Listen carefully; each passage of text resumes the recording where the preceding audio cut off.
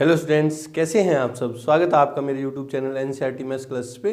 पिछले वीडियो में अपने एनसीईआरटी क्लास 12th मैथ्स में चैप्टर नंबर 10th में एक्सरसाइज 10.2 से पहले के एग्जांपल किए थे। ठीक है जी।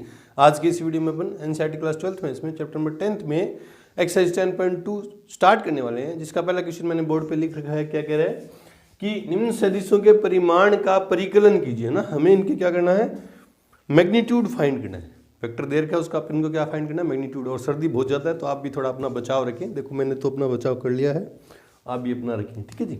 देखते हैं तो परिमाण कैसे देखते हैं ना।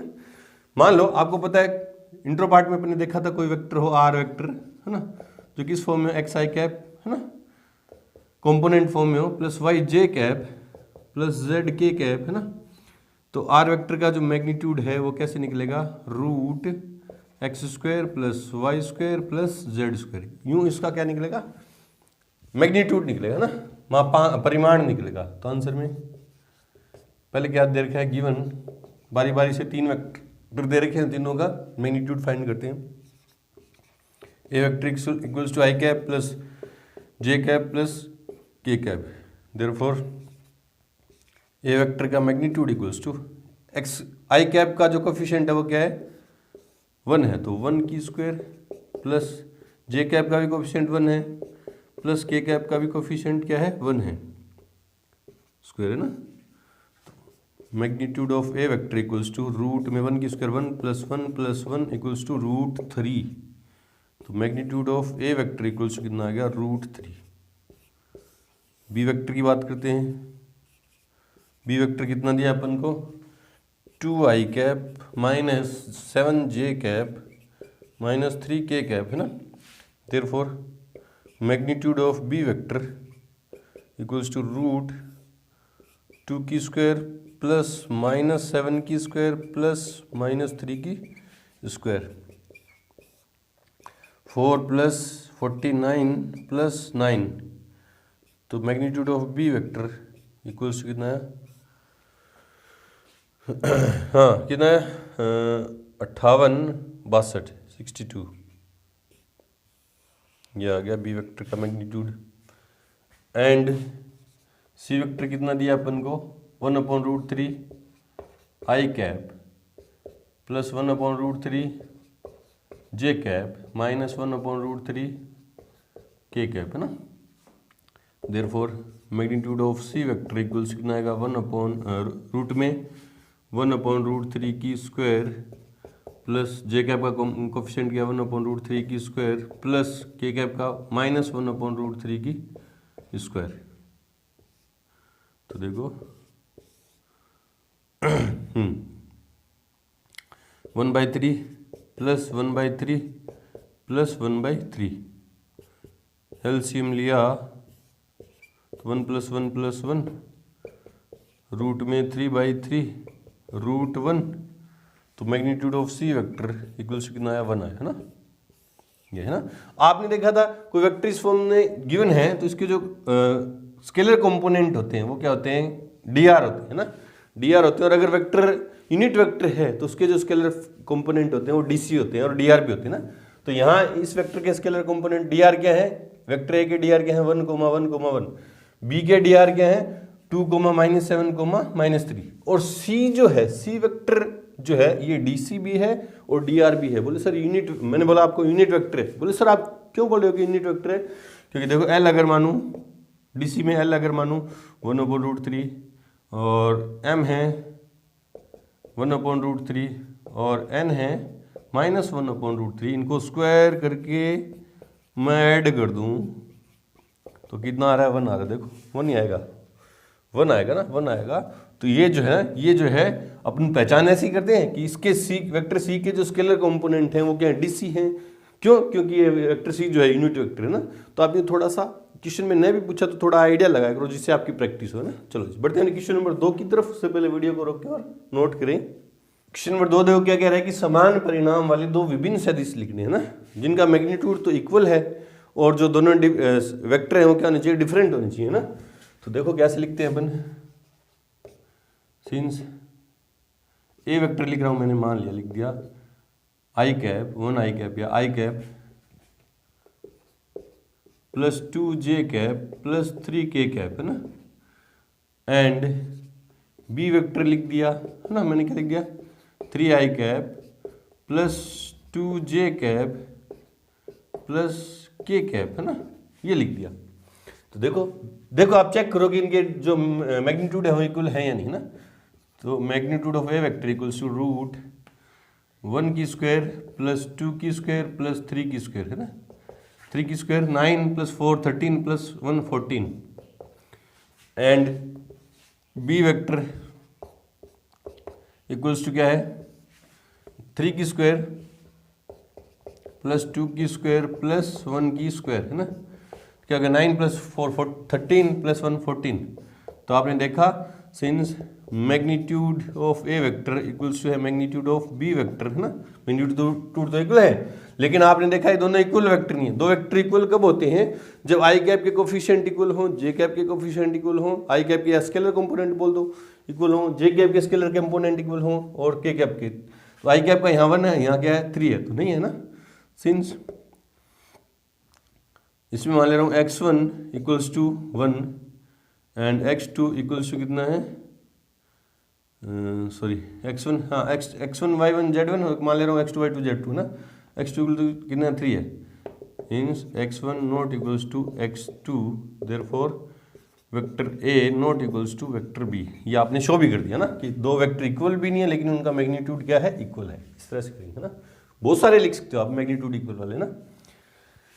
क्वेश्चन नंबर 3 देखो क्या है कि समान दिशा वाले दो विभिन्न सदिश लिखे जिनकी डायरेक्शन सेम हो, जिनकी डायरेक्शन क्या हो सेम हो और वेक्टर क्या हो डिफरेंट हो। तो देखो आंसर में मैंने एक वेक्टर लिख दिया अपनी मर्जी से, let a vector equals to क्या है -2i प्लस जे माइनस के कैप, है ना, ये वेक्टर लिख दिया।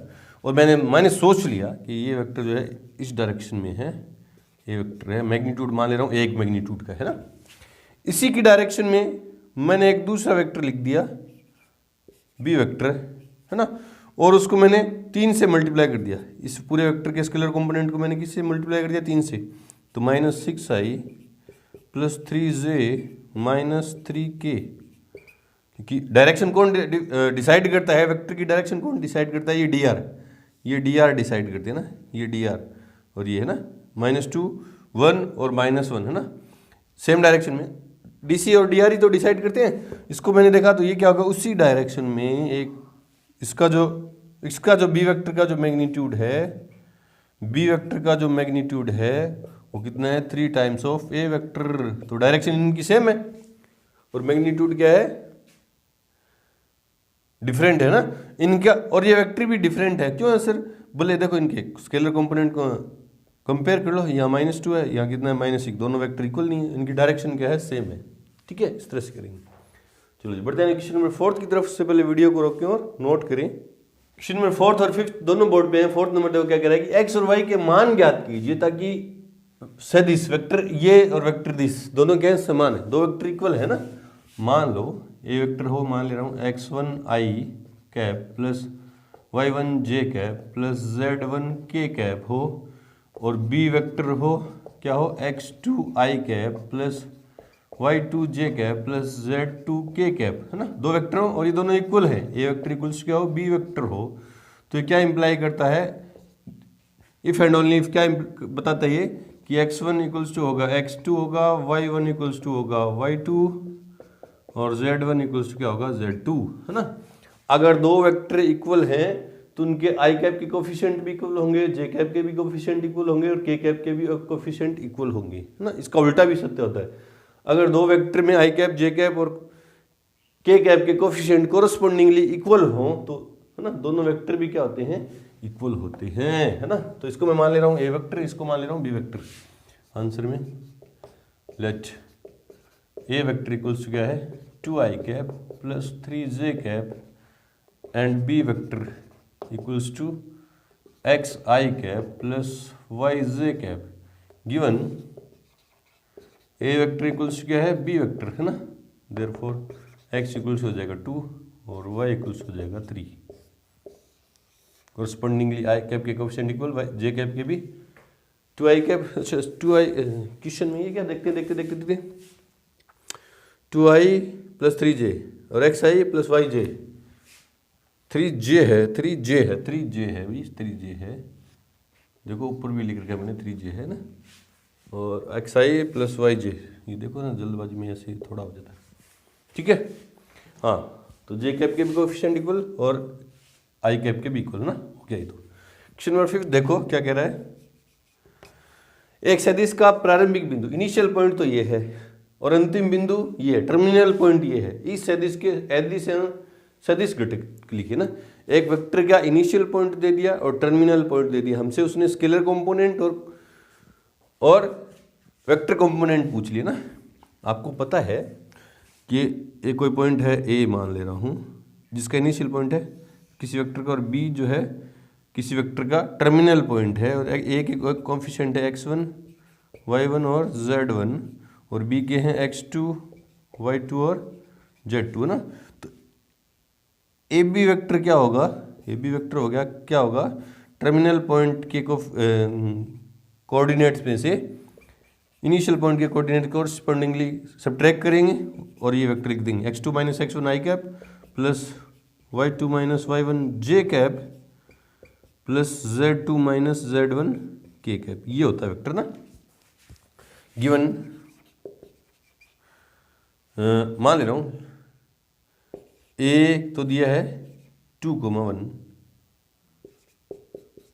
एंड बी दिया है -5,7, therefore A B vector initial point ये है और टर्मिनल पॉइंट ये है ना।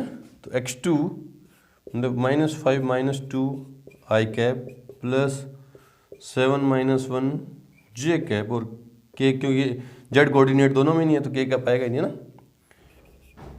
A B vector equals to क्या हो जाएगा, -7 आई कैप और प्लस 6 जे कैप ना। Therefore scalar component of A B vector equals क्या हो गया, -7,6 and vector component of A B vector equals क्या आ गया, -7i, 6j के, है ना, इस तरह से लिखें। चलो जी बढ़ते हैं क्वेश्चन नंबर 6 की तरफ। उससे पहले वीडियो को रोकें और नोट करें। क्वेश्चन नंबर 6 और 7 बोर्ड पे लिख रखा है। देखो 6 नंबर क्या कह रहा है कि vector a vector b vector और सी वेक्टर को योगफल कीजिए ना, का योगफल कीजिए, तीनों को क्या करना है, ऐड करना है। और आपको पता है इधर जो मैं बातें बता रहा हूँ ये सारी इंट्रो पार्ट की हैं, बेसिक हैं, जो आप उससे क्वेश्चन हो रहे हैं ना, तो इधर वाली बातें आप इंट्रो में भी जाके देख सकते हैं, रिपीट भी करो ना। इफ ए वेक्टर हो क्या हो, x1 I cap plus y1 J cap plus z1 K cap, है ना, एंड बी वेक्टर हो x2 I cap plus y2 J cap plus z2 K cap, then A vector plus B vector कैसे होगा, दोनों को add कैसे करेंगे, x1 plus x2 I cap plus y1 plus y2 J cap plus z1 plus z2 K cap ना। मतलब I cap के coefficient add हो जाएंगे प्लस जे कैप के कोफिशिएंट ऐड हो जाएंगे प्लस के कैप के कोफिशिएंट ऐड हो जाएंगे। दो वेक्टर तो तीन है तो तीनों के ऐड हो जाएंगे ना।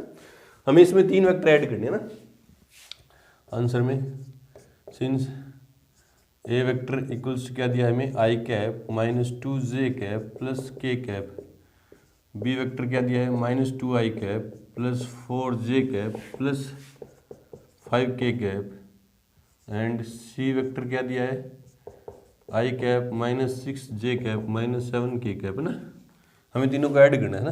Therefore A vector plus B vector plus C vector equals to, लिख दो एक बार ना, i cap -2 J cap plus के कैप प्लस -2 आई कैप प्लस 4 जे कैप प्लस 5 के कैप, प्लस सी वेक्टर क्या है आई कैप -6 जे कैप -7 के कैप। अब ऐड कर दो तो A vector plus B vector plus C vector क्या होगा, आई कैप का यहाँ क्या 1 प्लस इंटू माइनस माइनस के 2 और यहाँ प्लस के 1 आई कैप प्लस जे कैप का क्या है -2 और प्लस 4 और -6 जे कैप प्लस के कैप क्या है 1 प्लस 5 - 7 के कैप एस। सोल्व कर दो इसको, क्या आ गया, +2 - 2 0 डॉट आई कैप, और ये क्या आ गया, माइनस के तो 8 और प्लस के 4, तो -के 4 जे कैप, -के 8 और प्लस के 4 माइनस के रह गए, -के 7 प्लस के 6 तो -के 1, या सीधा लिख सकते हैं के कैप, है ना। तो A vector plus B vector plus C vector कितना आया, ये लिखो चाहे मत लिखो ना, -4j प्लस -के कैप, ये है तीनों का सम। आसान है, वेरी इजी है, कुछ मुश्किल नहीं है। 7 नंबर देखो, क्वेश्चन क्या कह रहा है कि वेक्टर ए वेक्टर दे दिया कि अलोंग हमें क्या चाहिए, मात्रक सदिश, है ना, यूनिट वेक्टर चाहिए। एक वेक्टर के अलोंग क्या चाहिए, unit vector. Given a vector equals to कितना है, आई कैप प्लस जे कैप प्लस 2 के कैप। अब हमें पता है कि यूनिट वेक्टर का फॉर्मूला क्या होता है, A vector equals to A cap equals to, unit vector को ए कैप से लिखते हैं, A vector upon magnitude of A vector, सदिश ए और उसका परिमाण अपॉन में। तो उसके लिए पहले मेरे को मैग्नीट्यूड चाहिए, देयरफॉर मैग्नीट्यूड निकालना आपने सीख लिया ना। देयरफॉर ए वेक्टर का मैग्नीट्यूड क्या होगा, रूट आई कैप का कोफिशिएंट 1 की स्क्वायर प्लस जे कैप का कोफिशिएंट 1 की स्क्वायर प्लस के कैप का कोफिशिएंट 2 की स्क्वायर। तो magnitude of A vector equals कितना आया, रूट 1 + 1 + 6 सॉरी 4, तो कितना है, root 6। Therefore A cap equals क्या आएगा, A vector upon magnitude of A vector, है ना। तो A cap equals to A vector कितना है, आई कैप प्लस जे कैप प्लस 2 के कैप अपॉन में रूट 6, अलग अलग कर दो। तो A cap equals to 1/√6 I cap plus 1/√6 J cap plus 2/√6 K cap, है ना। ये आ गया हमारा ए वेक्टर के अलोंग यूनिट वेक्टर। और इसके जो स्केलर कंपोनेंट हैं ये डीसी भी हैं और डीआर भी हैं, और सिंपल वेक्टर के जो स्केलर कंपोनेंट हैं वो क्या है, डीआर है ना। आप चेक कर सकते हो डीसी है, क्योंकि यूनिट वेक्टर है ना, तो इसके जो स्केलर कंपोनेंट है ये डीसी भी है। वेक्टर ए के अगर आपको डीसी चाहिए तो उसको यूनिट वेक्टर में चेंज करके और उसके स्केलर कंपोनेंट लिख देंगे, आगे क्वेश्चन आएगा तो करेंगे भी। और इसके स्केलर कंपोनेंट, वेक्टर ए के स्केलर कंपोनेंट क्या है, डीआर होते हैं, ठीक है जी, इस तरह से करेंगे। चलो जी बढ़ते हैं क्वेश्चन नंबर 8 की तरफ। उससे पहले वीडियो को रोकें और नोट करें। क्वेश्चन नंबर 8 देखो क्या करेगी, सदिश पी क्यू वेक्टर, मतलब इनिशियल पॉइंट तो पी है, टर्मिनल पॉइंट क्या है, क्यू है, ठीक है। पी क्यू वेक्टर के अनुदिश के अलोंग यूनिट वेक्टर ज्ञात कीजिए जहां पी और क्यू के कोऑर्डिनेट हमें गिवन है ना। तो आंसर में गिवन ये पी क्यू दे रखा ना, ये पी है क्योंकि इनिशियल पॉइंट पी है, क्या है 1 2 3, और ये क्यू है क्या है 4 5 और 6 गिवन है हमें। अब पी क्यू वेक्टर चाहिए तो टर्मिनल पॉइंट के कोऑर्डिनेट में से इनिशियल पॉइंट के कोरस्पोंडिंग कोऑर्डिनेट क्या करेंगे, सब्ट्रैक्ट करेंगे और वेक्टर लिख देंगे। Therefore P Q vector equals क्या हो जाएगा, 4 - 1 आई कैप प्लस 5 - 2 जे कैप प्लस, ये फॉर्मूला लिखा था अपने पीछे वाले क्वेश्चन में, दोबारा नहीं लिख रहा मैं ना, 6 - 3 के कैप, है ना। तो पी क्यू वेक्टर क्या हो गया 3 I cap plus 3 J cap plus 3 के कैप, है ना। और हमें क्या चाहिए, इसके अलोंग पी क्यू के अलोंग क्या चाहिए, यूनिट वेक्टर चाहिए, है ना। तो इसके लिए इसके पहले क्या निकालना पड़ेगा, magnitude. Therefore P Q vector का मैग्नीट्यूड इक्वल्स टू रूट 3 की स्क्वायर प्लस 3 की स्क्वायर प्लस 3 की स्क्वायर, है ना। तो magnitude of P Q vector equals to 9 + 9 + 9 equals to 27 root में, ठीक है। Therefore P Q cap equals to P Q vector upon में magnitude of P Q vector, value put कर दो। तो P Q cap equals to P Q vector कितना है मेरा 3i plus 3j cap plus 3k cap, है ना। इसको अपन यूँ भी लिख सकते हैं ना, 3√3, है ना। इसको अपन यूँ भी लिख सकते हैं तो मैग्नीट्यूड को लिखते हैं ना 27 के फैक्टर करके 3√3 लिखते हैं, अपॉन में 3√3 है ना। अब अलग अलग करूँगा तो P Q cap equals to क्या आ जाएगा 3i cap upon 3√3 plus 3j cap upon 3√3 plus 3k cap upon 3√3 है ना। कैंसिल कैंसिल कैंसिल, यहाँ भी कॉमन लेके कैंसिल कर सकते थे, कोई दिक्कत नहीं है। तो पी क्यू कैप क्या है 1/√3 i cap plus 1/√3 j cap plus 1/√3 k cap है ना। ये आ गया हमारा पी क्यू वेक्टर के अलोंग यूनिट वेक्टर। इसके जो स्केलर कंपोनेंट हैं ये क्या है डीसी है, और ये क्या थे डी आर थे पी क्यू वेक्टर के। चलो जी बढ़ते हैं क्वेश्चन नंबर 9 की तरफ। उससे पहले वीडियो को रोक के और नोट करें। क्वेश्चन नंबर 9 देखो क्या कह रहा है कि दिए हुए सदिशों दो वेक्टर दे रखे हैं ए वेक्टर और बी वेक्टर, ठीक है, के लिए ए vector plus B vector, a vector और पहले बी वेक्टर का ऐड करना है ना, ऐड करना, ठीक है, के अलोंग यूनिट वेक्टर ज्ञात कीजिए ना। A vector plus B vector के अलोंग हमें क्या चाहिए यूनिट वेक्टर चाहिए है ना, यूनिट वेक्टर चाहिए।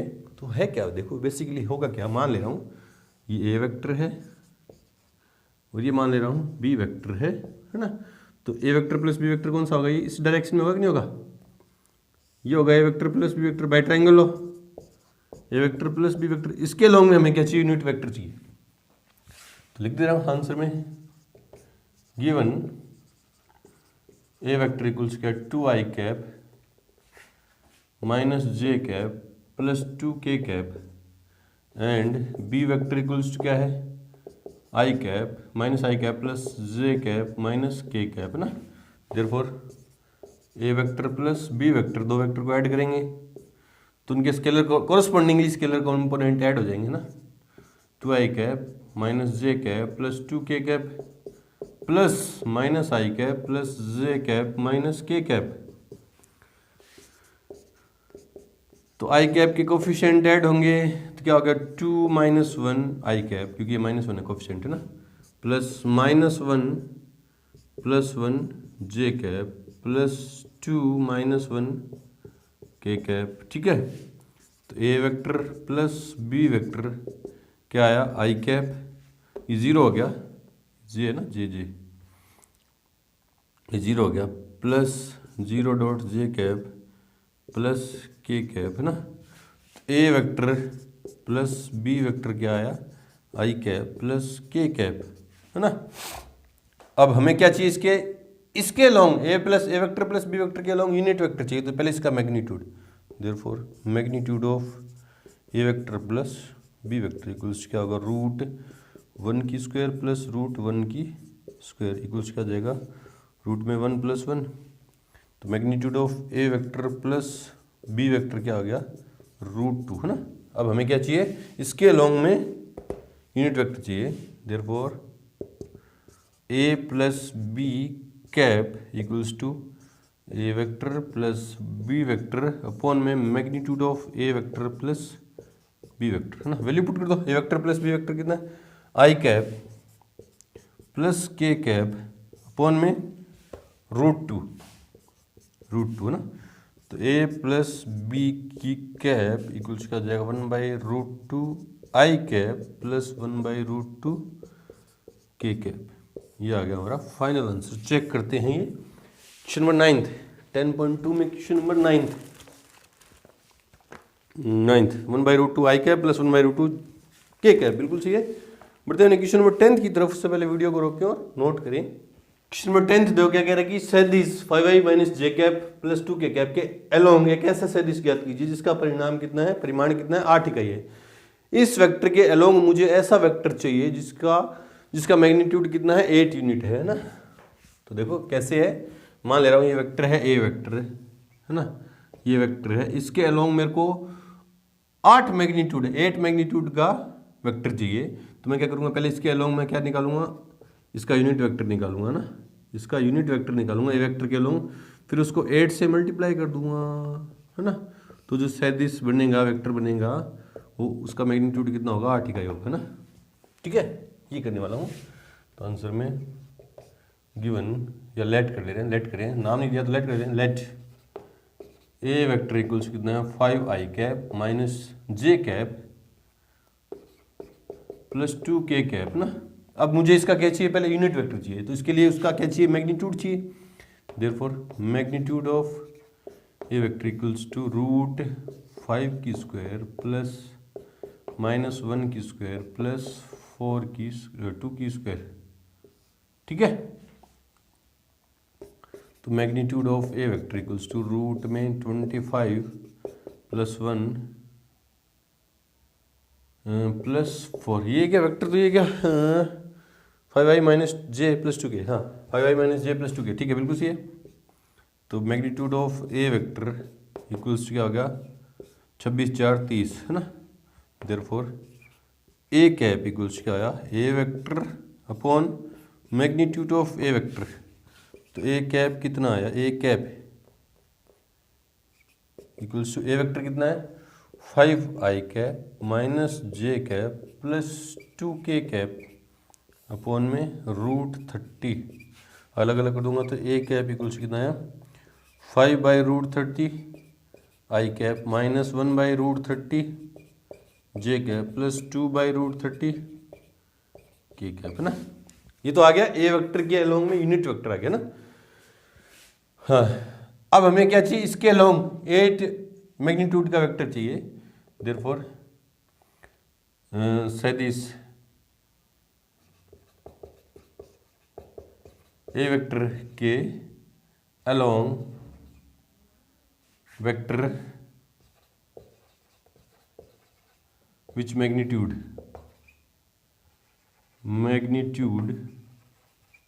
इज 8 यूनिट इक्वल्स क्या होगा 8 इंटू ए कैप। तो 8 इंटू ए कैप की वैल्यू कितनी है 5/√30 आई कैप माइनस 1/√30 जे कैप प्लस 2/√30 के कैप। देख लो ये अंदर मल्टीप्लाई कर दो, क्या हो गया 40/√30 आई कैप माइनस 8/√30 जे कैप प्लस 16/√30 के कैप। ये आ गया, जिसको मैं मान ले रहा हूँ लेट, ये बी वेक्टर मान लिया है ना। तो ये बी वेक्टर, ये बी वेक्टर ना, बी ए वेक्टर के अलोंग एक वेक्टर जो मेरे को फाइंड करना था उसको मैंने क्या मान लिया बी वेक्टर, जिसका मैग्नीट्यूड क्या है 8 यूनिट है। देखते हैं आंसर नंबर 10.2 में 10th नंबर 14/√30 आई कैप माइनस 8/√30 जे कैप प्लस 16/30 के कैप, बिल्कुल सही है। बढ़ते हैं क्वेश्चन नंबर 11 की तरफ। उससे पहले वीडियो को रोके और नोट करें। क्वेश्चन नंबर 11 देखो क्या करेगी, दर्शाइए कि सदिश दो वेक्टर दे दिए सर एक है ना, कोलिनियर है, और अपन ने कंडीशन ऑफ कोलिनियरिटी देखी थी, क्या देखी थी, देखते रिपीट कर दे रहे हैं। मान लो ए वेक्टर है क्या है x1 I cap plus y1 J cap plus z1 K cap, है ना। एंड बी वेक्टर है x2 I cap plus y2 J cap plus z2 K cap, है ना। तो कंडीशन ऑफ कोलिनियरिटी क्या थी, ए वेक्टर इक्वल्स टू क्या हो जाएगा लैम्डा टाइम बी वेक्टर, या अपन क्या प्रूव करते हैं कि बी वेक्टर इक्वल्स क्या हो जाए लैम्डा टाइम ए वेक्टर, दोनों में से कोई भी कंडीशन फुलफिल करते हैं ना। तो क्या आ जाएगा, जहां लैम्डा क्या है, जहां वेयर लैम्डा क्या है एक स्केलर क्वांटिटी है, स्केलर है ना, स्केलर है, ठीक है, कोई कांस्टेंट है, ठीक है।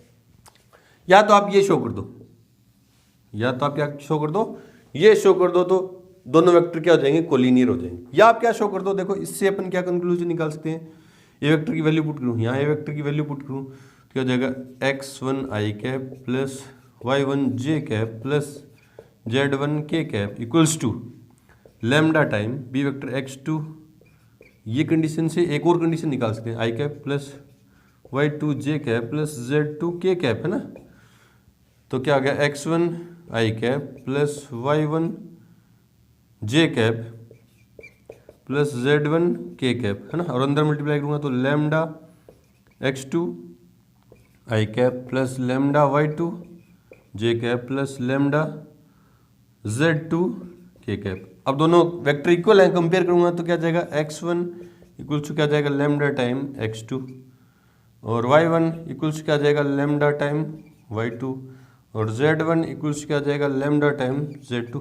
क्योंकि दो वेक्टर इक्वल हैं तो उनके स्केलर कंपोनेंट कोरस्पोंडिंगली क्या होंगे, इक्वल आई कैप का कोफिशिएंट आई कैप के इक्वल, जे कैप का जे कैप के और के कैप का के कैप के, है ना। यहाँ से क्या निकला देखो, लैम्डा इक्वल्स क्या आया x1 अपॉन x2, यहाँ से लैम्डा इक्वल्स टू कितना आया y1 अपॉन y2 और लैम्डा इक्वल्स टू कितना आया z1 अपॉन z2। देख लो ना यहाँ से, तो क्या क्या दिखा, तीनों क्वांटिटी लैम्डा के इक्वल है। तो या अपन ये भी शो कर सकते हैं कि x1 upon x2 equals to y1 upon y2 equals to z1 upon z2 equals to क्या आ जाए, कोई लैम्डा आ जाए। ये कंडीशन भी फुलफिल करवा सकते हैं।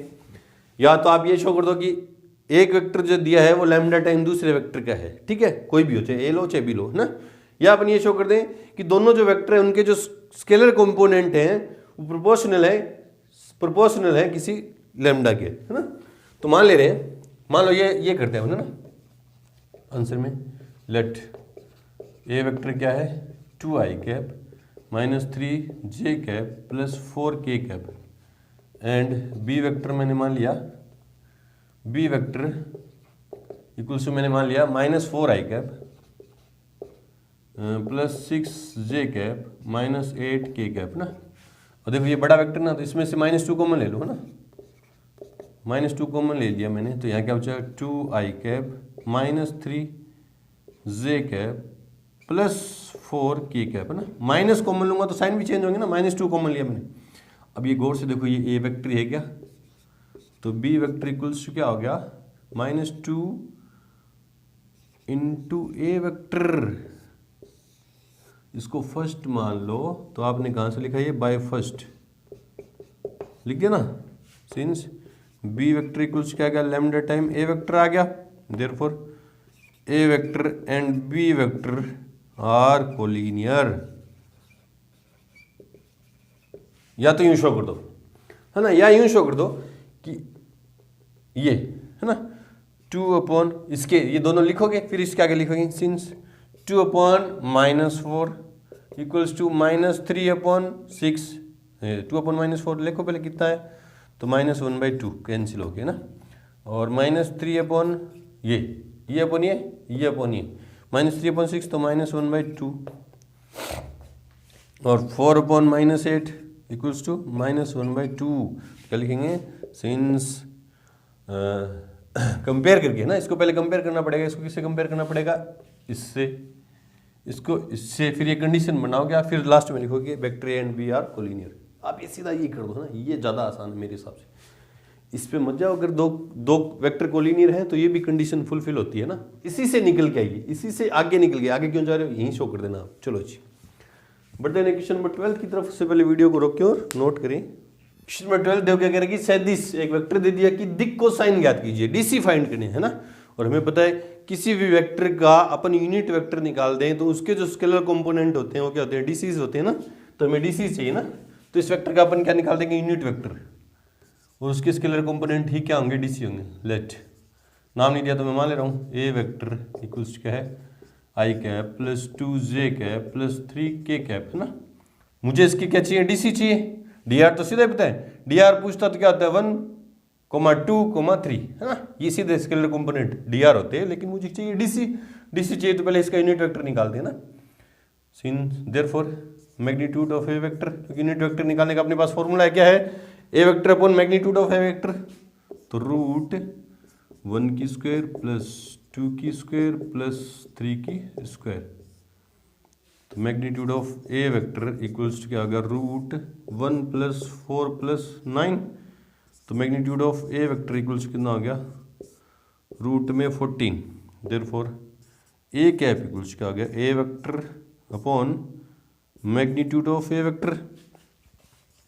तो ए कैप कितना हो गया, I cap plus 2j cap plus 3k cap upon में रूट में 14, अलग अलग करूँगा, तो A cap equals to 1/√14 I cap plus 2/√14 J cap plus 3/√14 K cap.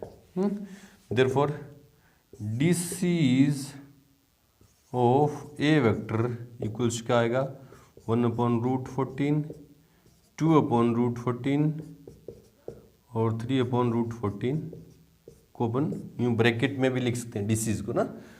D R को नहीं लिखते। चेक करते हैं डी सी क्या किस फॉर्म में गिवन है। क्वेश्चन नंबर 12 10.2 में 12th नंबर है ना। हाँ 1/√14 2/√14 और ब्रैकेट नहीं लगा के दे रखा अपन ने, तो आप भी नहीं लगाओ ना, इस तरह से दिया। तो बढ़ते हैं क्वेश्चन नंबर 13 की तरफ। से पहले वीडियो को रोक के और नोट करें। क्वेश्चन नंबर 13 देखो क्या कह रहा है कि बिंदुओं ए और बी है ना, ए और बी 2 पॉइंट दे दिए, ठीक है, कोऑर्डिनेट दे दिए, को मिलाने वाले, इन दोनों को ज्वाइन करने वाला, ठीक है, और ए से बी की तरफ दिष्ट डायरेक्टेड किस तरफ है, ए टू बी की तरफ डायरेक्टेड एक सदिश की दिक् कोसाइन याद कीजिए, डीसी फाइंड करने ना। 2 पॉइंट दे दिए ए और बी, और एक वेक्टर है जो ए से बी की तरफ डायरेक्टेड है, उस वेक्टर के हमें क्या चाहिए, डीसी चाहिए है ना। तो उस वेक्टर के को अपन किस फॉर्म में कन्वर्ट कर देंगे, यूनिट वेक्टर। उस वेक्टर के अलोंग यूनिट वेक्टर फाइंड करेंगे, और उस यूनिट वेक्टर के जो स्केलर कंपोनेंट है वो क्या होंगे, डीसी है ना। तो आंसर में सिंस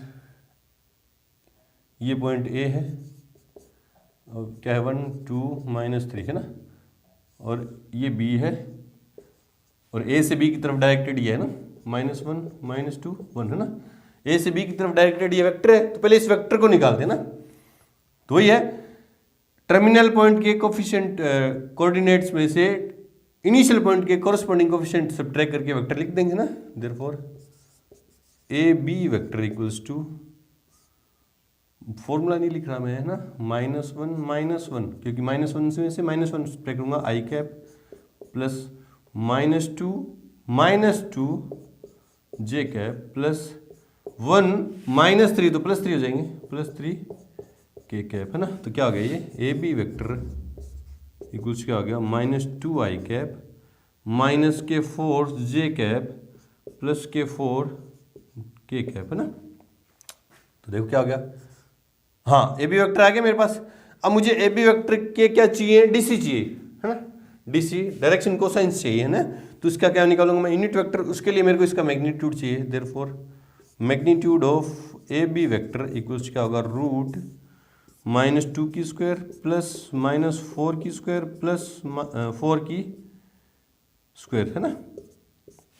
तो देखो क्या आ जाएगा, -2 की स्क्वायर 4 प्लस 16 प्लस 16, तो कितना है, रूट में 36 ए बी वेक्टर, जो कितना देगा 6। बोले सर +-6 क्यों नहीं दे रहा, क्योंकि ए बी क्या है, एक डायरेक्टेड लाइन है, और उसका मैग्नीट्यूड क्या होता है, उसकी लेंथ होती है, और लेंथ कभी नेगेटिव होती नहीं है, तो मैं माइनस को इंक्लूड नहीं कर रहा है ना।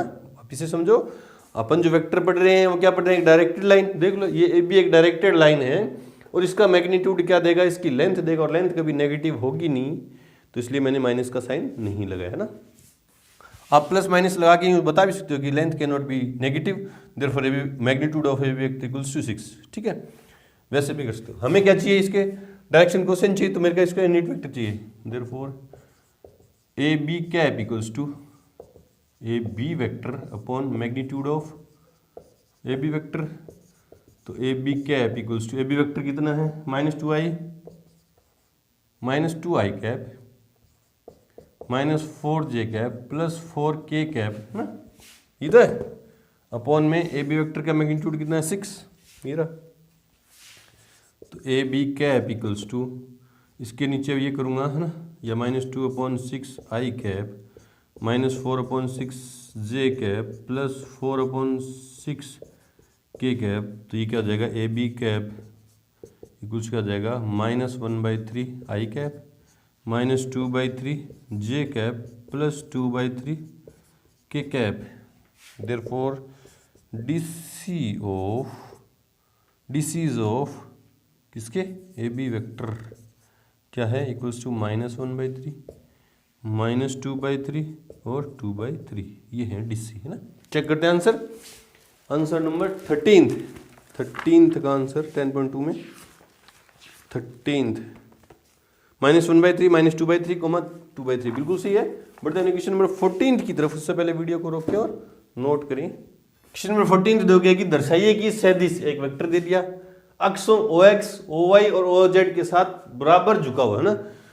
जो एक वेक्टर है उसका इंक्लिनेशन है ना, x एक्सिस के साथ, जितना positive direction of x axis के साथ, positive direction of y axis के साथ, और positive direction of z axis के साथ क्या है, जो इंक्लिनेशन है वो क्या इक्वल है। देखो क्या कह रहा है,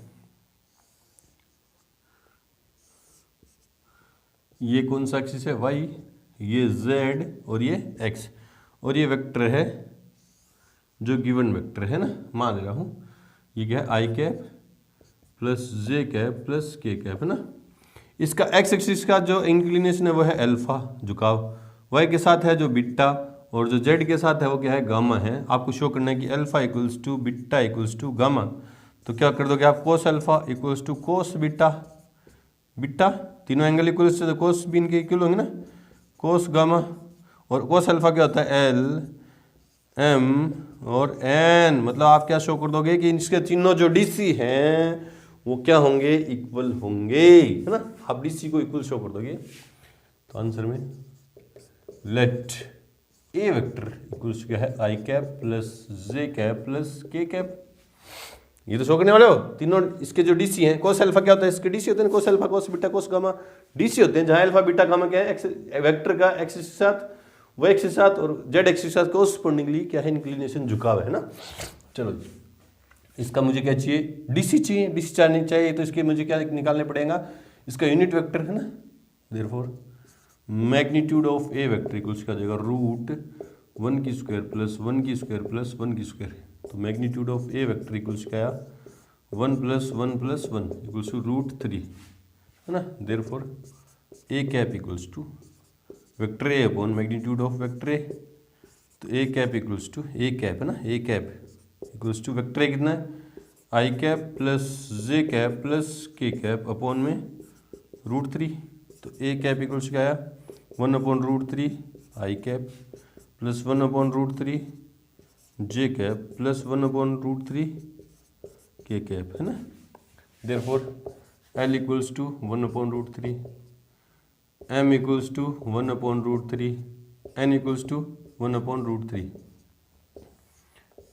ये फर्स्ट मान ली है ना, तो बाय फर्स्ट क्या आया, L M N equals to, तीनों इक्वल है ना, cos alpha equals to cos beta equals to है cos gamma, therefore alpha equals to beta equals to क्या आ गया, गामा। बोले सर ये इक्वल कैसे है, इसको यूँ लिख दो ना 1/√3, क्योंकि कोस अल्फा क्या देता है, एल, वही 1/√3 के, कोस बीटा एम देगा वही 1/√3 के, और कोस गामा क्या देगा, एन देगा वो भी 1/√3 के इक्वल है, तो इसलिए एंगल भी क्या हो गए, इक्वल। इस तरह से आप शो कर दोगे है ना। हाँ, बढ़ते हैं क्वेश्चन नंबर 15 की तरफ। उससे पहले वीडियो को रोकें और नोट करें। क्वेश्चन नंबर 15 देखो क्या है कि बिंदुओं P और Q है ना, वेक्टर फॉर्म में दे दिए, इनके पोजीशन वेक्टर दे दिए ना, कोऑर्डिनेट नहीं देके पोजीशन वेक्टर दे दिए P और Q के, ठीक है। को मिलाने वाली रेखा को 2:1 के अनुपात में अंत्य और बाह्य विभाजित करने वाले बिंदु R की स्थिति सदिश क्या कीजिए ना, इंटरनली डिवाइड कर रहा है और एक्सटर्नली डिवाइड करने वाले जो पॉइंट R है उसका पोजीशन वेक्टर चाहिए। तो अपने इंटर पार्ट में देखा था है ना, ये P है ये Q है, इनके पोजीशन वेक्टर है ए वेक्टर मान ले रहा हूँ, और ये क्या है बी वेक्टर, उनको ज्वाइन करने वाली एक लाइन है ना, उस पर एक पॉइंट R है जिसने इस लाइन को m/n में डिवाइड कर दिया है ना। तो इसका पोजीशन वेक्टर मान लो पॉइंट R का पोजीशन वेक्टर क्या है, R वेक्टर है, तो इस R वेक्टर के कोऑर्डिनेट फाइंड करने का R वेक्टर का सॉरी पॉइंट R का पोजीशन वेक्टर फाइंड करने का फॉर्मूला था, क्या था, इंटरनली जब डिवाइड करें ना, फर्स्ट पार्ट इंटरनल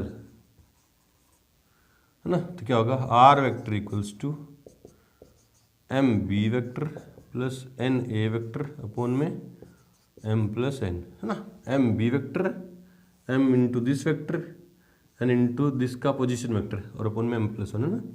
और सेकंड में एक्सटर्नल जब डिवाइड करें, एक्सटर्नल मतलब ये P था ये Q था और इनके पोजीशन वेक्टर ये रहे, ये O है, P का पोजीशन वेक्टर है A वेक्टर और Q का पोजीशन वेक्टर है B वेक्टर है ना, ये पोजीशन वेक्टर। इस PQ को आगे बढ़ाने पर एक पॉइंट R है ना, उसने इस लाइन को, इस R का पोजीशन वेक्टर मान ले रहा हूँ R है ना, R वेक्टर है, PQ को एक्सटर्नली m/n में डिवाइड कर दिया, तो इसका R वेक्टर पॉइंट R का पोजीशन वेक्टर क्या होगा, वही m B vector minus n A vector upon में m माइनस n है ना। ये है फॉर्मूले दोनों। हाँ आंसर में गिवन P इक्वल्स क्या है I cap plus 2J cap minus K cap है ना, and Q equals to minus I cap plus J cap plus K cap है ना। डायग्राम बना लो है ना। ये P है, ये Q है, और इनके पोजीशन वेक्टर आपको गिवन है। मान ले रहा हूँ P का जो पोजीशन वेक्टर है उसको मैंने A मान लिया ना, A वेक्टर, और Q के पोजीशन वेक्टर को B वेक्टर।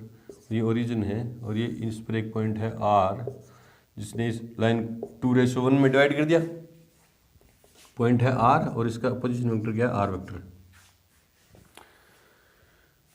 हाँ, A वेक्टर लिख लो साथ में, या लिखना चाहो तो। P का क्या है, A वेक्टर क्या है, I cap plus 2J cap minus K cap, और B वेक्टर क्या है, B वेक्टर क्या है माइनस I कैप। Q का पोजीशन वेक्टर उसको B वेक्टर मान लिया मैंने, plus J cap plus K cap है ना। देयरफॉर कब है, जब इंटरनल डिवाइड करें ना, R vector equals to MB vector, या फॉर्मूला लिख दो, MB vector plus NA vector upon में M प्लस N। तो R vector equals to M क्या है 2 इंटू B वेक्टर क्या है minus I plus J plus K plus N कितना है, N कितना है 1, ये वेक्टर कितना I plus 2J minus K cap है ना, अपॉन में 2 प्लस 1 है। तो R vector equals to 2 minus के 2I प्लस के I, तो माइनस के I कैप प्लस के 2J प्लस के 2J प्लस के 4J कैप प्लस के 2K और माइनस के K, तो प्लस के K कैप है ना, अपॉन में 3। तो R वेक्टर क्या आया माइनस I बाई नहीं sorry minus 1/3 I cap plus 4/3 J cap plus 1/3 K cap. ये तो इंटरनली डिवाइड किया जब आ गया है ना। एक्सटर्नली का भी डायग्राम बना देते हैं ना, क्या कर देते हैं, डायग्राम बना दे रहे हैं। सेकंड पार्ट में क्या है, एक्सटर्नल है ना। ये P है और ये Q है और ये है R है ना, और ये ओरिजिन है। ये R का पोजीशन वेक्टर तो हो गया R वेक्टर, Q का हो गया B वेक्टर और P का हो गया A वेक्टर, और इसने किस रेशो में 2:1 में डिवाइड कर दिया ना। तो R वेक्टर इक्वल्स क्या हो गया MB vector minus NA vector upon में M माइनस N है ना। तो R vector equals to M मतलब 2, B वेक्टर कितना है, B Q के कोऑर्डिनेट है ना, Q का position vector minus I plus J plus K minus N कितना है 1, A कितना है I plus 2J minus K cap upon में 2 माइनस 1 है ना। तो R vector equals to minus 2I minus I, तो माइनस के 3I plus 2J minus 2J, तो प्लस के 0.J cap plus 2K plus K, तो प्लस के 3K कैप अपॉन में क्या है 1 है ना। तो R वेक्टर इक्वल्स कितना है माइनस 3I प्लस 3K और अपॉन में 1 लिखने की जरूरत नहीं। एक्सटर्नली डिवाइड करने वाला तो पॉइंट जो R था उसके तो पोजीशन वेक्टर रहा, इंटरनली करने वाला पॉइंट R था उसका पोजीशन वेक्टर रहा। चेक करते हैं आंसर नंबर 15 10.2 में आंसर नंबर 15th है minus 1/3 I cap plus 4/3 J cap plus 1/3 K cap, और सेकंड में minus 3 I cap plus 3 K cap. बिल्कुल सही है। बट देन क्वेश्चन नंबर 16 की तरफ से पहले वीडियो को रोकें और नोट करें। क्वेश्चन नंबर 16 देखो, दो बिंदुओं P और Q है ना को मिलाने वाले सदिश का मध्य बिंदु ज्ञात करो। 2 पॉइंट दे दिए जिनके कोऑर्डिनेट गिवन है अपन को ना। ये मान ले रहा हूँ P है, इसके कोऑर्डिनेट है 2, 3, 4 है ना, और ये पॉइंट है Q, इसके कोऑर्डिनेट है 4, 1, -2 है ना। और इनके पोजीशन वेक्टर क्या होंगे, इन दोनों को मिलाने वाला सदिश होगा कोई ना। ये मान ले रहा हूँ सदिश है PQ है ना वेक्टर, और P और Q के पोजीशन वेक्टर है मान ले रहा हूँ पी का जो पोजीशन वेक्टर है वो तो मान ले रहा हूँ ए वेक्टर है, वो क्या होगा 2i cap plus 3j cap plus 4k cap है ना। और क्यू का जो पोजीशन वेक्टर है वो क्या होगा, मान ले रहा हूँ बी वेक्टर है, वो क्या होगा कोऑर्डिनेट से आ जाएगा ना 4i cap plus j cap minus 2k cap है ना। इन दोनों को मिलाने वाला एक वेक्टर है pq वेक्टर, और ये क्या है ओरिजिन है ना, ओरिजिन ओ। इनका मिड पॉइंट है मान ले रहा हूँ r, तो r का जो स्थिति सदिश है वो हमें मैं मान ले रहा हूँ क्या है r वेक्टर है, वो हमें क्या करना है क्या कह रहा है, दो बिंदुओं को क्वेश्चन किया था, दो बिंदुओं को मिलाने वाले सदिश का मध्य बिंदु ज्ञात कीजिए ना, मध्य बिंदु ज्ञात करना है ना। पहले पोजीशन वेक्टर फाइंड कर लेते हैं, वैसे तो हाँ पोजीशन वेक्टर मिड पॉइंट के पोजीशन वेक्टर फाइंड करते हैं ना आंसर में। Let R be the mid point of P Q vector है ना। देयरफॉर आर वेक्टर इक्वल्स क्या हो गया A vector plus B vector upon में 2, तो आर वेक्टर इक्वल्स टू क्या हो जाएगा, ए वेक्टर कौन सा है ये रहा 2i plus 3j plus 4k cap plus B vector क्या है 4i cap plus j cap minus 2k cap upon में 2 है ना। तो आर वेक्टर इक्वल्स क्या हो जाएगा 2i plus 4i 6i, 3j plus j plus 4j cap 4k cap minus 2k cap, तो प्लस के 2k कैप अपॉन में 2। आर वेक्टर क्या हो जाएगा 6i cap upon 2 plus 4j cap upon 2 plus 2k cap upon में 2। तो are vector क्या आ गया मेरे पास 3i cap plus 2j cap plus k cap है ना। देयरफॉर आर मुझे मिड पॉइंट चाहिए ना, मध्य बिंदु, मतलब याद मध्य बिंदु का जो पोजीशन वेक्टर है वो तो ये रहा आर वेक्टर, और अगर मध्य बिंदु के कोऑर्डिनेट चाहिए तो इस पोजीशन वेक्टर से कोऑर्डिनेट आ जाएंगे 3, 2, 1। ये तो मध्य बिंदु के मिड पॉइंट के कोऑर्डिनेट हैं और ये मिड पॉइंट का पोजीशन वेक्टर है। चेक करते हैं आंसर किस फॉर्म में देखा है, क्वेश्चन नंबर 16 10.2 में 16 2i cap plus 2j cap 3i cap plus 2j cap plus k cap है ना, बिल्कुल सही है, वेक्टर फॉर्म में दे रखा है। बढ़ते हैं क्वेश्चन नंबर 17 की तरफ से, पहले वीडियो को रोकिए और नोट करें। क्वेश्चन नंबर 17 देखो क्या कह रहा है कि दर्शाइए कि बिंदु ए बी और सी 3 पॉइंट दे दिए, ठीक है, जिनके स्थिति सदिश क्रम से और ए बी सी के पोजीशन वेक्टर आपको दे दिए ए वेक्टर बी वेक्टर और सी वेक्टर ना। एक समकोण त्रिभुज के शीर्ष है ना, आपको एक समकोण त्रिभुज के शीर्ष सिद्ध करने, तो मैं मान ले रहा हूँ ये समकोण त्रिभुज है ना, ये ए पॉइंट है, ये बी पॉइंट है और ये सी पॉइंट है, और इनके पोजीशन वेक्टर आपको गिवन है। ये मान ले रहा हूँ ओरिजिन है, तो ये ए वेक्टर पॉइंट ए का पोजीशन वेक्टर क्या दे रखा है ए वेक्टर, पॉइंट बी का पोजीशन वेक्टर आपको क्या दे रखा है बी वेक्टर, और पॉइंट सी का पोजीशन वेक्टर आपको क्या दे रखा है ये रहा सी वेक्टर है ना, गिवन है ना। आंसर में जो चीज़ गिवन है पहले वो लिखते हैं, क्योंकि बिंदु ए के स्थिति सदिश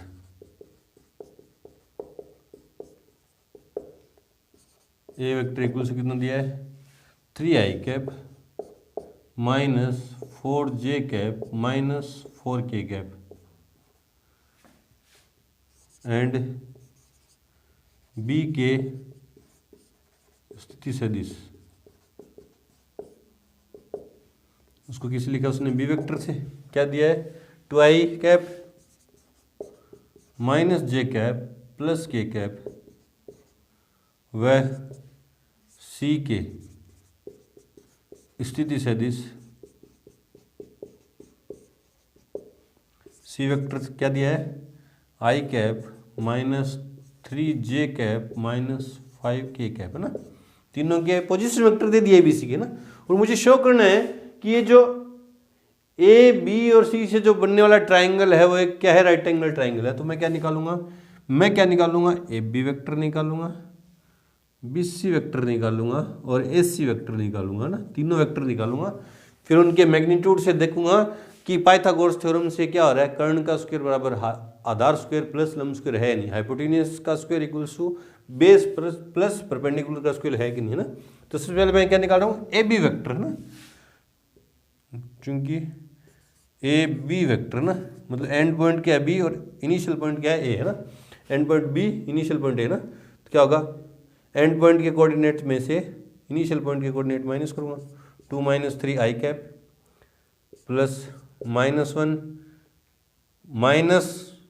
-4 करूँगा तो +4 जे कैप प्लस 1 + 4 के कैप, है ना। तो ए बी वेक्टर क्या है मेरे पास, -i cap plus 3 J cap plus 5 के कैप। इसका मैग्नीट्यूड भी साथ ही साथ, magnitude of A B vector equals to √-1 की स्क्वायर प्लस 3 की स्क्वायर प्लस 5 की स्क्वायर, तो इक्वल्स टू में √1 + 9 + 25। तो ए बी वेक्टर का मैग्नीट्यूड इक्वल्स कितना है, 10 35 √35। ए बी वेक्टर आ गया और उसका साथ में मैग्नीट्यूड आ गया बी सी वेक्टर ना, एंड बी सी वेक्टर मतलब इनिशियल पॉइंट बी और टर्मिनल पॉइंट क्या सी, है ना। तो टर्मिनल पॉइंट के कोऑर्डिनेट में से इनिशियल पॉइंट के कोऑर्डिनेट सब्ट्रैक्ट करूँगा, तो 1 - 2 आई कैप -3 + 1 जे कैप प्लस -5 -1 के कैप, है ना। तो बी सी वेक्टर कितना आया मेरे पास, -i cap -k 2 J cap -k 6 K cap. Therefore magnitude of B C vector equals कितना आएगा, √1 की स्क्वायर -1 की स्क्वायर 1 प्लस -2 की स्क्वायर 4 प्लस 6 की स्क्वायर 36 इक्वल्स कितना आया, √41। ठीक है, अब कौन सा बच गया, ए बी वेक्टर आ गया उसका मैग्नीट्यूड आ गया, बी सी वेक्टर आ गया उसका मैग्नीट्यूड आ गया, ए सी वेक्टर है ना, ए सी वेक्टर क्या आएगा, initial point A terminal point C. तो 1 - 3 I cap plus -3 + 4 J cap, पता है ना, -3 -4 को प्लस 4 -5 + 1, है ना, प्लस -5 + 1 के कैप। ठीक है, हाँ बिल्कुल सही है, -5 + 4 है ना, +1 नहीं +4 के कैप। ठीक है, तो ऐसी वेक्टर कितना आ गया, -2 आई कैप प्लस जे कैप प्लस माइनस, क्योंकि plus into minus minus minus के 1 बचे ना, तो माइनस के cap. Therefore magnitude of A C vector equals 2 का स्क्वायर 4 + 1 + 1 -1 का स्क्वायर 1, तो √6 है ना। ये फर्स्ट है, ये सेकंड है और ये थर्ड है ना। तो सबसे बड़ी साइड कौन सी है, बी सी का, B C magnitude of B C vector का होल स्क्वायर इक्वल्स टू, अगर आ गया किस किस का, ए बी वेक्टर का square magnitude of plus magnitude of A C vector का स्क्वायर, अगर इक्वल आ गया तो है, क्योंकि सबसे बड़ी साइड ये ना, तो इसका स्क्वायर करूँगा तो 41 equals to A B vector कितना है, ए बी वेक्टर का मैग्नीट्यूड √35, उसका स्क्वायर करूँगा तो 35 प्लस ए सी वेक्टर का मैग्नीट्यूड कितना है √6, उसका स्क्वायर करूँगा तो 6, तो 41 इक्वल्स क्या आ गया 41, है ना। Therefore triangle A B C is a right angle triangle, और जिसमें राइट एंगल किस पे, बी सी हाइपोटेनियस है, बी सी का हाइपोटेनियस राइट एंगल किस पे है, और एंगल ए इक्वल कितना है 90 डिग्री। शो कर दिया आपने, इस तरह से शो कर देंगे।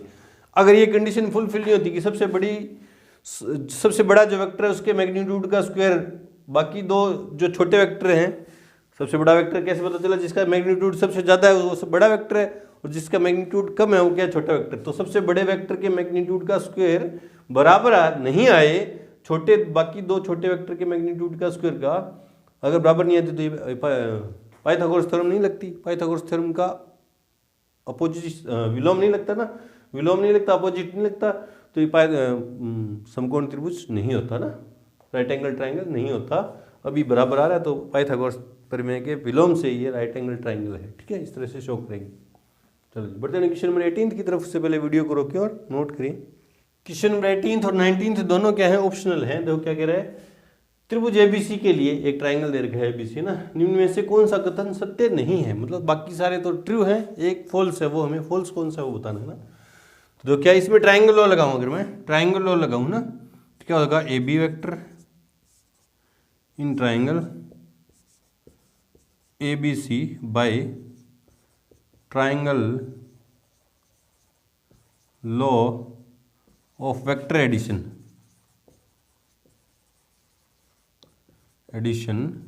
ठीक है, A B vector plus B C vector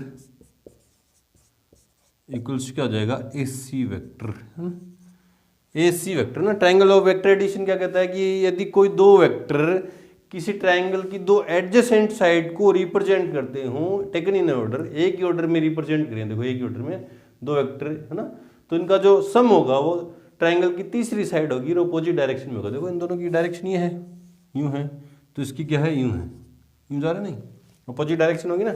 हाँ तो ये है ट्राइंगल ऑफ। अब अगर मैं इसको इस तरफ लेके आऊँगा तो क्या हो जाएगा, A B vector plus B C vector minus A C vector equals to 0। A B vector plus B C vector minus A C vector, A B vector plus B C vector, C A vector दे रखा है ना, सी A vector आपको पता है ए C vector जो होता है इक्वल्स होता है minus of C A vector है ना। ए सी वेक्टर की जगह minus of C A vector रखूँगा तो प्लस का ए सी हो जाएगा ना, बी इसकी जगह ए सी की जगह माइनस का सी ए रखूँगा तो प्लस का हो जाएगा ना, A B vector plus B C vector plus C A vector. ये भी वासी है कि A B vector plus B C vector plus C A vector equals 0। ये तो ट्रू है। A B plus B C minus A C, minus A C, ये भी ट्रू है। A B vector plus B C vector minus C A vector होगा तो क्या होगा, प्लस होगा, ये फॉल्स है, ये फॉल्स है, ये ट्रू है, ट्रू है। ये इसकी बात करते हैं, A B vector plus B C vector, B C को मैं क्या लिखता हूँ, माइनस सी बी लिखता हूँ ना, प्लस सी वेक्टर, ये भी ट्रू है। तो कौन सा कथन फॉल्स है, सत्य नहीं है, वो कौन सा है, तो सी इज और करेक्ट आंसर। इस तरह से चेक करेंगे ना।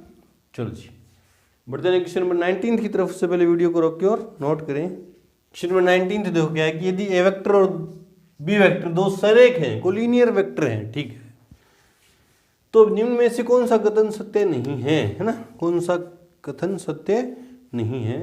तो आपको पता है अगर दो वेक्टर ए वेक्टर व बी वेक्टर अगर कोलिनियर हैं तो क्या होता है, ए वेक्टर इक्वल्स क्या होता है, lambda time plus minus lambda time B vector.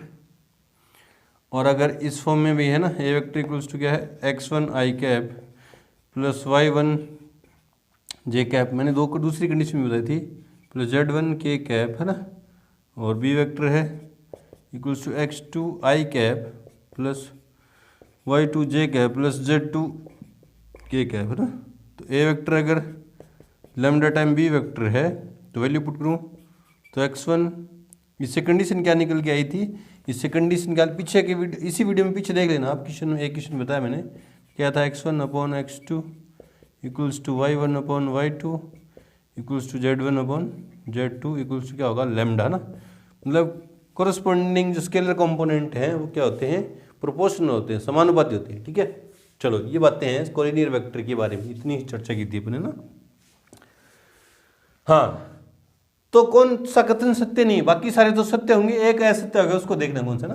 B vector अगर दो वेक्टर कोलिनियर हैं, सरेख हैं, तो B vector equals to lambda time A vector होगा किसी स्केलर लैम्डा के लिए, ये बात तो सत्य है, हाँ होगा।